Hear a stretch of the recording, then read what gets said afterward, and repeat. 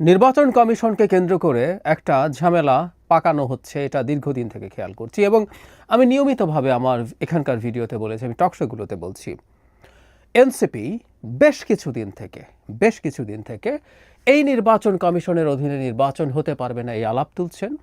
এবার এনসিপির হয়ে যিনি সরকারে আছেন, দুজন আছেন, আসিফ মাহমুদ সজীব ভুঁইয়া এবং মাহফুজ আলম। অনেকে প্রতিবাদ করবেন তারা কি এনসিপি। যাই হোক, ওই তর্কে এখন ঢুকছি না। জনাব আসিফ মাহমুদ কয়দিন আগেই প্রস্তর যুগে স্বাগতম বলে এনসিপির মতো করে স্ট্যাটাস দিয়েছেন। এবার তিনি আবারও এমন একটা দাবি তুলেছেন যেটা very much aligned two NCP. তারা কীভাবে প্রেক্ষাপট তৈরি করছেন আমি জনাব আসিফ মাহমুদের বক্তব্যেও আসব। প্রথম তারা নির্বাচন কমিশনের বিরুদ্ধে অনাস্থা তুলেছেন যখন ঢাকার দক্ষিণের মেয়র ইস্যুতে নির্বাচন কমিশন কেন ইশরাক হোসেনের বিরুদ্ধে আপিল করেননি। আপিল করা ফরজ, আপিল করতেই হবে। আপনি কোনো রায় পছন্দ করতে পারেন না এবং পছন্দ করে আপিলে যাবেন না, সিদ্ধান্ত নিতে পারেন না বলে আমাদেরকে শেখানো হলো।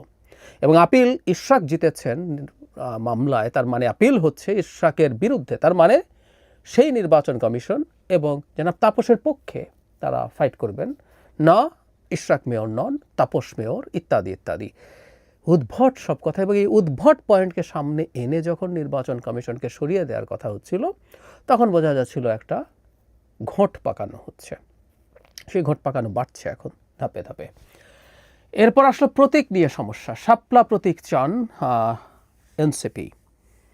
নির্বাচন কমিশন জাতীয় ফুল বা প্রতীক এই ধরনের একটা সব কথা বলে এটা থেকে সরে আসার চেষ্টা করছিলেন। তারা তখন যুক্তি দেন, আমরা এনসিপির ক্ষেত্রে দেখছি যে যাতে ফল কাঁঠাল তো কারো প্রতীক আছে, আমাদের ফুল হতে সমস্যা কোথায়। আর শাপলা কোনো জাতীয় প্রতীক না, এটা জাতীয় প্রতীকের অংশ। এবং এটাকে ভিত্তি করে জনাব সার্জিস আলম, আমি যদি ভুল না করে থাকি, তার স্ট্যাটাস নিয়ে নিউজ হয়েছিল। তিনি বলেছেন যদি প্রতীকের অংশ শাপলা, মানে জাতীয় প্রতীকের অংশ শাপলা যদি দলীয় প্রতীক হতে না পারে তাহলে ধানের শীষও পারে না, কারণ জাতীয় প্রতীকের মধ্যে ধানের শীষও আছে। যদিও ধানের শীষ শাপলার মতো করে নেই, শাপলা একেবারে কেন্দ্রে আছে। কিন্তু আর্গুমেন্ট সেটা না, আমার কাছে আর্গুমেন্ট আর একটা ভিন্ন মনে হয়। সেটা হচ্ছে যেটা দেওয়া উচিত ছিল, বলা উচিত ছিল নির্বাচন কমিশনেরও। শাপলা প্রতীকটা এর আগে আরেকটা রাজনৈতিক দল নাগরিক ঐক্য চেয়েছিল। তাহলে প্রশ্ন আসতে পারে নাগরিক ঐক্যকে না দিয়ে কেন এনসিপিকে দেওয়া হবে। আমি তো বরং বলি এনসিপিকে যদি শাপলা প্রতীক দেওয়া হয় সেটা এনসিপির জন্যই ভালো হবে না, যে সরকার, নির্বাচন কমিশন টেকনিক্যালি স্বাধীন, কিন্তু প্রশ্ন আসবে সরকার তাকে ইনফ্লুয়েন্স করে এনসিপিকে এটা দেওয়াতে বাধ্য করেছে এবং এনসিপির যে কিংস পার্টি তকমা বা ইমেজ সেটা অনেক বেশি অ্যাস্টাবলিশড হয়ে যায়। যাই হোক, এটা তারা পছন্দ করছেন না এবং সেটার জন্য তারা আন্দোলন করবেন, সেটার জন্য তারা চাপ দিয়ে যাবেন, সেটা বলেছেন। এটাও নির্বাচন কমিশনের প্রতি একটা অভিযোগের কারণেই তারা এই বাড়াবাড়িটা করছেন বলে আমি মনে করি। তারা বোঝেন না, জানেন না তা না, এখানে খুবই বুঝদার মানুষজন আছেন, বয়সে তরুণ হলেও এদের অনেকেই সব কিছু যুক্তি তর্ক বুদ্ধি তাদের এরকমই আছে, এটা না বোঝার কোনো কারণ নেই। এবার আরেকটা জিনিস সামনে আনা হলো এবং সেটা নিয়ে জনাব আসিফ মাহমুদও মাঠে নামলেন। সেটা হচ্ছে নৌকাকে কোনোভাবেই নির্বাচনী প্রতীকের তালিকায় রাখা যাবে না বলে বলছে। তারা বলছেন যে এটা একটা অভিশপ্ত মার্কা, তাই এটা রাখা যাবে না। এখন নৌকা নিয়ে যে যুক্তিটা নির্বাচন কমিশনের পক্ষ থেকে দেওয়া আছে, আমি এক্স্যাক্টলি পড়ি। আওয়ামী লীগের নিবন্ধন স্থগিত থাকলেও নৌকা প্রতীক তালিকায় বহাল থাকছে জানিয়ে নির্বাচন কমিশনার আব্দুর রহমানেল মাসুদ বলেছেন প্রতীক কখনো নিষিদ্ধ হয় না। দল বিলোপ ঘোষণা করলেও প্রতীক সংরক্ষণে রাখা হয়, প্রতীকের মালিক নির্বাচন কমিশন। মানে বেসিক্সটা এরকম হচ্ছে যে আপনি যদি ইভেন আওয়ামী লীগ যদি নিষিদ্ধ হয়ে যায় বা তারা নিজেরা যদি তাদের দোকান বন্ধ করে দেয় তাহলেও নৌকা থেকে যাবে, কাগজে কলমে এই নৌকা প্রতীকটা অন্য কেউ নেবে। এটা হচ্ছে তাদের বক্তব্য। এখন আসিফ মাহমুদ সজীব ভুঁইয়া তার ফেসবুকে তিনি এখন, আমি জানি না উনি সহসাই রিজাইন করে এনসিপিতে জয়েন করছেন কি না, যদি জয়েন করেও থাকেন এই কাজগুলো করা আটার স্টুপিডিটি। মানে বাংলাদেশের এই সরকারকে নিয়ে ডক্টর ছেলে খেলা করেছেন, কিছু বালককে বসে বালখিল্য করাচ্ছেন। মানে উনি যদি ওই দলে যানও সরকারে বসে এই কাজগুলো করা কোনোভাবেই তাদের লিস্ট কোনো বুদ্ধি বা কমন সেন্সেরও পরিচায়ক না। উনি লিখছেন ফেসবুকে, ভেরিফাইড ফেসবুকে তিনি লিখছেন, অভিশপ্ত নৌকা মার্কাকে আপনারা কোন বিবেচনায় আবার শিডিউলভুক্ত করতে আইন মন্ত্রণালয়ে পাঠালেন? সাংবিধানিক প্রতিষ্ঠান হিসেবে এই গণঅভ্যুত্থানকে আপনারা জাস্ট বৃদ্ধাঙ্গুলি দেখালেন। কাদের এজেন্ডা বাস্তবায়ন করতে এবং কাদের দেওয়ার জন্য এই মার্কা রাখছেন আপনারা? পরাচিতদের স্বপ্নের রিফাইন্ড আওয়ামী লীগকে তাদের মার্কা ফিরিয়ে দিতে চান? বাংলাদেশের একজন নাগরিক হিসাবে নির্বাচন কমিশনের প্রতি প্রশ্ন রইল। নাগরিক হিসাবে সরকারের একজন মন্ত্রী পদমর্যাদার উপদেষ্টা এগুলো করতে পারেন না, এটা মনে রাখা দরকার আছে। আর একটা স্বাধীন সাংবিধানিক প্রতিষ্ঠান কমিশন, যেটা হাসিনার কমিশন না, মজাটা হচ্ছে এই জায়গায় এই কমিশনটা ডক্টর ইউনূসের নিযুক্ত কমিশন, সেই কমিশনকে এই ধরনের প্রশ্নবিদ্ধ করা হয়েছে। মানে নৌকা রাখলেই সেটা আওয়ামী লীগকে আনার জন্য নাও হতে পারে, এটার কোনো কারণ নেই। নির্বাচন কমিশন তার ব্যাখ্যা দিয়েছে। তবে হ্যাঁ, তারা আওয়ামী লীগের একটা জুজুর ভয় দেখাচ্ছেন, আমি কারণটাও জানি। আওয়ামী লীগকে নিষিদ্ধ করার পেছনে যে ঠিক আওয়ামী লীগ বিভৎস সব পাপ করেছে তা না, এগুলো সব রাজনৈতিক হিসাব নিকাশ। আওয়ামী লীগ মাঠে থাকলে এনসিপির আর গুরুত্ব থাকে না, জামায়াতেরও আর গুরুত্ব থাকে না। টেকনিক্যালি বলছি, আওয়ামী লীগ যদি কোনো রকমের নির্বাচনে আসতে পারে, এখনও আওয়ামী লীগের এটা খুবই দুঃখজনক। আমাদের দেশের মানুষের এটাকে আমার অসভ্যতা মনে হয় যে এখনও 20% মানুষ আমার বিবেচনায় আওয়ামী লীগের হার্ডকোর সাপোর্টার্স আছে।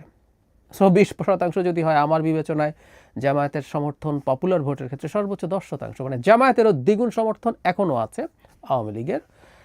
আর এনসিপি ইজ নট টেস্টেড। তাদের উত্তরাঞ্চলে যেসব সফর হয়েছে তাতে লোক সমাগম হয়েছে। আমি ঠিক জানি না এরা কারা, কিভাবে আসছেন, এগুলো ভোটে ট্রান্সলেটেড হওয়ার আগে আসলে জনসমাগম বা এরকম মানুষজনকে দেখে ডিসাইড করা যাবে না তাদের সমর্থন আসলে ঠিক কোন পর্যায়ে আছে। সুতরাং এনসিপিকে আমরা হিসাবের বাইরেই রাখি। আমি প্রায় বলি এনসিপির আসলে কিছু মানুষজন এখানে আছে বলে আমরা এনসিপিকে পাত্তা টাত্তা দিই। আদারওয়াইজ একটা দল নির্বাচনে যায় নাই, তার কোনো রকম কোনো হিস্ট্রি নাই, সে কত ভোট পাবে কোনো ঠিক ঠিকানা নাই। আদারওয়াইজ তাদের আসলে এই পাত্তা টাত্তা দেওয়ার কথা ছিল না। যাই হোক, এখন আওয়ামী লীগ যদি থাকে তাহলে আমি আগেই বলেছিলাম যে এই দুটো দল এনসিপি এবং জামায়াত নির্বাচনকে নিয়ে ঠ্যাক দিতে পারেন। সেটা হচ্ছে এরকম যে আমরা নির্বাচনে যাব না, সেটা না গেলে প্রকারান্তরে বিএনপি আর তার অ্যালাইন্ড বা তার অ্যালাইরা শুধু মাঠে থাকে, সেই নির্বাচন নিয়ে গ্রহণযোগ্যতার প্রশ্ন আসতে পারে। সেই কারণেই আমি মনে করি যে তারা এই ধরনের জুজুর ভয়ে ভুগছেন যে নৌকা থাকলে আবার আওয়ামী লীগ ফেরত আসে কিনা। কাগজে কলমে বলছে আওয়ামী লীগ যদি ফেরত আসে তাদের তো আসলে খুবই বড় রাজনৈতিক সমস্যা আছে। এটা আওয়ামী লীগ বিভৎসতম পাপ করেছে সেটা না, এখন সব মাঠে সব রাজনৈতিক খেলা হচ্ছে, এর বাইরে কিছু আসলে না। কারণ তখন এনসিপি হয়নি, জাতীয় নাগরিক কমিটি আওয়ামী লীগের কাউন্সিলরদেরকে নিয়ে বৈঠক টৈঠক করে যারা কম পাপ করেছে তাদেরকে নিয়ে আসতে হবে, তবে বলেন নাই, বলেছেন, তারাই এখন এনসিপি করেন, আমাদের সামনে সব রেকর্ড আছে। সুতরাং আমরা বুঝতে পারি এগুলো আসলে রাজনীতি, এর মধ্যে সদিচ্ছা বা গভীর ইচ্ছা এগুলো কিছু না। বিশেষ করে কোনো রাজনৈতিক দল যখন কোনো কিছু নিয়ে মাঠে নামে সেটা যৌক্তিক এবং সহি বিষয় হলেও তার সাথে মধ্যে রাজনীতি থাকে। ফলে যে কথাটা বলছিলাম, সব কিছু একত্র করে এখন নির্বাচন কমিশনকে প্রশ্নবিদ্ধ করার চেষ্টা করা হচ্ছে, নির্বাচন কমিশনে একটা ঝামেলা পাকানোর চেষ্টা করা হচ্ছে। বহুবার বলেছি, বাংলাদেশের নির্বাচন কমিশনই যদি সব কিছু হতো, তারাই যদি নির্বাচন করতো, তাহলে তো হাসিনা ঠিক ছিল। যারা নির্বাচন কমিশনকে সব বলেন, এনসিপি বলুক, আসিফ মাহমুদ বলুক, তারা শেখ হাসিনার মতো কথা বলেন। আই রিপিট, তারা শেখ হাসিনার মতো কথা বলেন। শেখ হাসিনা এই কথা আমাদেরকে বহু বছর শুনিয়েছেন। আসিফ মাহমুদ সহ অন্যান্য এনসিপি নেতারা তো অনেক ছোট ছিলেন। আমরা সেই 11 সাল থেকে, বিশেষ করে যখন তত্ত্বাবধায়ক সরকার বাতিল করা হয় তখন থেকে অ্যাক্টিভিজম করি। আমরা যখনই বলতাম তত্ত্বাবধায়ক সরকার বাতিল করেছে, তোমার মধ্যে শয়তানি আছে, তুমি নির্বাচন ম্যানিপুলেট করবা, তখন শেখ হাসিনা বলতেন নির্বাচন কমিশন স্বাধীন, তাদের হাতে সব ক্ষমতা আছে, তাকে প্রধানমন্ত্রীর কার্যালয় থেকে পৃথক করা হয়েছে, তার আলাদা সচিবালয় আছে, সে সব কিছু, এবং নির্বাচন তারাই করবে, সরকার কোনো নির্বাচন করে না, কনস্টিটিউশনে 20 থেকে 26 সব লেখা আছে, ব্লা ব্লা ব্লা। আজকেও ঠিক একই কথা শুনছি, নির্বাচন কমিশনের অধীনে নির্বাচন করবো না, তার মানে নির্বাচন কমিশন নির্বাচন করে। টেকনিক্যালি ভুল না, কিন্তু হাসিনার যুক্তি এটা। বাংলাদেশে আমি আগেও বলেছি, আবারও বলছি, নির্বাচন নিয়ে যদি কোনো সংশয় থাকে, নির্বাচন যদি খারাপ হয়, তার প্রধানতম দায় ডক্টর ইউনূস সরকারের। সরকার চাইলে ভালো নির্বাচন হবে, সরকার চাইলে ভালো নির্বাচন হবে না। এজন্যই মজার ব্যাপার, এনসিপিও কিন্তু তত্ত্বাবধায়ক সরকারের ব্যাপারে একমত।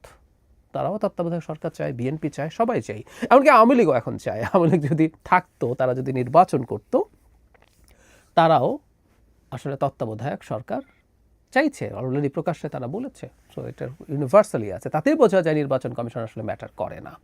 কিন্তু এটা কেন করছেন তারা? কারণ তারা নির্বাচন বানচাল করার একটা পরিস্থিতি বা পিছিয়ে দেওয়ার একটা পরিস্থিতি তৈরির চেষ্টা অন্তত কারো কারো মধ্যে আছে। আমি আগে বলেছি এই চাপগুলো দেওয়ার মাধ্যমে কিছু ল্যাভারেজ অর্জন করার চেষ্টা যদি হয়, দ্যাটস ফাইন। আমরা শুনি যে তারা বিএনপির কাছ থেকে সিটের ছাড় চান বা আরও কোনো নেগোসিয়েশন থেকে থাকতে পারে, I am not confirm about that. কিন্তু যদি সেটা হয়ে থাকে, ঠিক আছে, নির্বাচনে একটা ইস্যু দিয়ে চাপ তৈরি করে আরেক দল থেকে ল্যাভারেজ চাওয়ার চর্চাও আমি গণতান্ত্রিক পেরিমিটারের মধ্যে রাখি। কিন্তু এটাকে যদি ওই রকম চেষ্টার অংশ করা হয়, আমি সে আশঙ্কা বোধ করি, জেনে হোক, একটা অংশ হয়তো বোঝেনি না, কিন্তু একটা অংশ যদি জেনে বুঝে নির্বাচন পেছানো বা বানচাল করার খেলায় যারা আছেন তাদের সাথে অ্যালাইন্ড হন, এটা বিভৎস পরিস্থিতি হবে এবং এনসিপি রাজনৈতিক দল হিসাবে খুবই বিপর্যয়ের মধ্যে পড়বে বলে আমি একেবারেই নিশ্চিত।